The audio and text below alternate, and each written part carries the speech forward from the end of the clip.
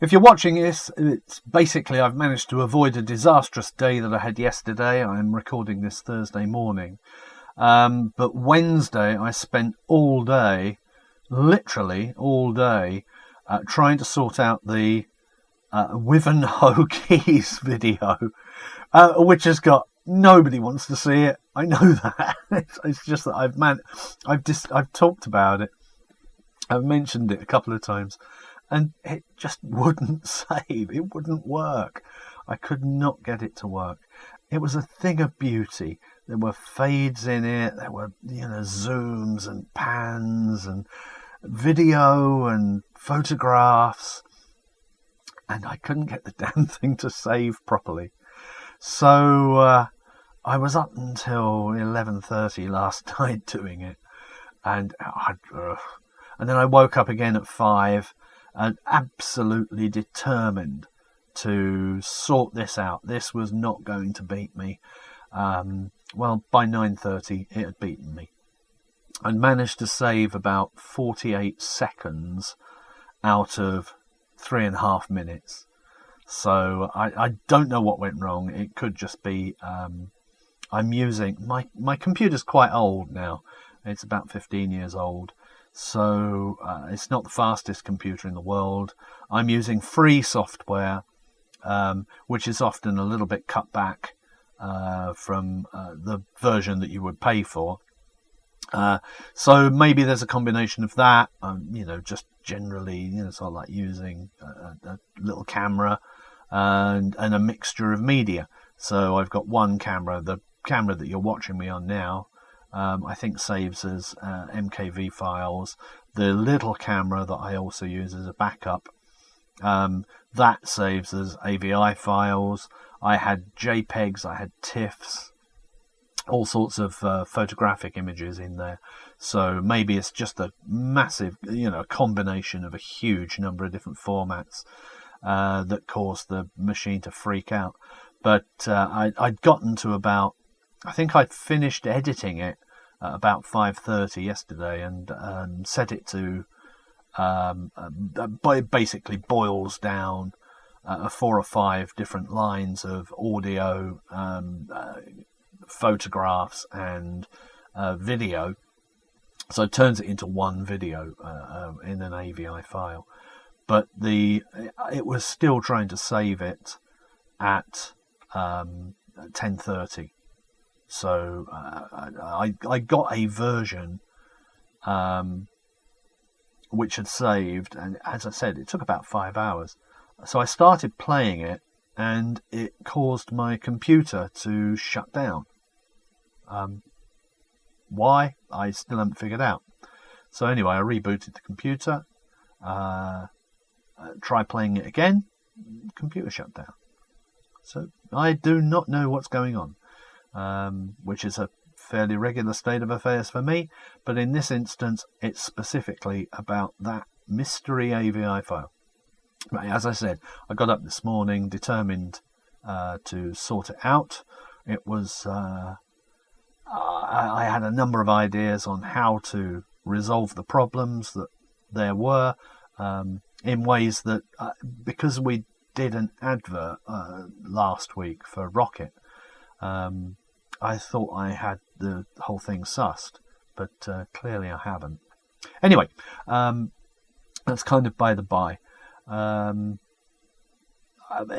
it was touch and go whether I was going to do a recording or not, because I've just spent so long editing video and I've ended up with nothing to show for it. So I was thinking, I'll give up. I'll just write something for Friday. But no, I earlier this week I recorded a little clip of a Q&A, which I do want to show people. It was quite an interesting question that I had. So what I'm going to do is I'll show that, and hopefully I'll be able to edit it all down. If not, well, you won't see this because you'll be reading Comic Cuts rather than watching it. But anyway, let's go to the Q&A, and I'll come back afterwards for a bit of news. Hi, we're here with a Q&A question from Jose Ricalda, who contacted me from Argentina and was asking about the first use of line and wash artwork in a British comic. We've had line and wash artwork in popular magazines dating back to at least the 1890s, when you had magazines like The Strand publishing beautiful line and wash illustrations of Sherlock Holmes. So it's a tradition that goes back quite a long way. Specifically for comics, I think that line and wash artwork could only have come in with Photogravure comics, and that took me back to Happy Days, which was Amalgamated Press's Photogravure comic, first published in 1939, which included two strips, The Wishing Window and Mystery of Midnight Valley, which appeared from the very first issues. And hopefully you'll be seeing some examples of those strips now, and they're certainly line and wash. But there was a Photogravure comic prior to that, Mickey Mouse Weekly, which began publication in 1936. Now, it's not a comic that I'm especially familiar with, unfortunately. Copies are very rare now, and obviously snaffled up by Walt Disney fans. So they're quite expensive when they do turn up. However, I was able to take a look at two early issues, and there are certainly some line and wash strips in there. Notably the humour strip Skit and Scat, drawn by Basil Reynolds. Another strip based on Walt Disney called Sea Shanties, which I believe was also drawn by Basil Reynolds. And the adventure strip, The Road to Rome, drawn by Reg Perot. Now, as far as I can tell, these may well be the earliest line and wash strips in comics. But that's not to say that comic strips didn't appear in line and wash before that. They may well have appeared in popular story papers, which date back at least to the 1890s. You had gravure printed boys' papers, such as the Boy's Own Paper and The Captain, which may have included comic strips in line and wash. You had women's magazines, which were very well printed. Certainly the black and white illustrations appeared in line and wash, so any comic strips may well have been printed that way as well. Also, you had popular illustrated magazines like The Sphere and Illustrated London News, which may also have had comic strips included at one time or another.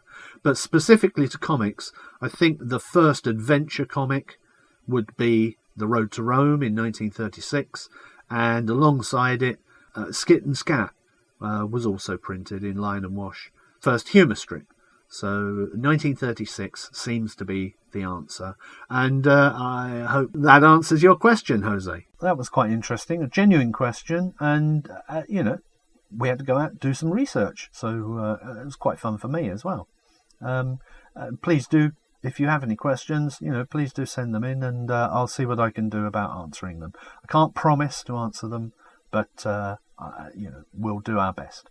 Anyway, a little bit of news on the book, or the books, I should say, the 2-volume comic strip reprint, which we've got coming up. I was able over Monday and Tuesday to talk to a friend of Bear Alley, called Martin Baines. I'm very pleased to say that Martin has been involved in this particular project for some while. I started it it has to be a decade ago almost,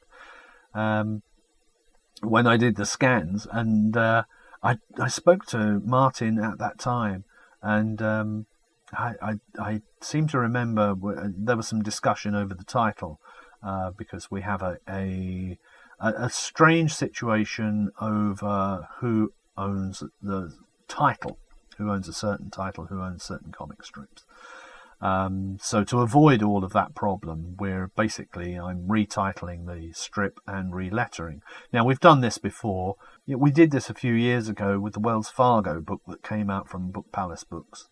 It's just to avoid any hint of a problem, which could tie up the book. So like, this is a one-man operation that I'm running here, and anything that I do, I don't want to have spent 2 months working on something only to find that there are copyright issues.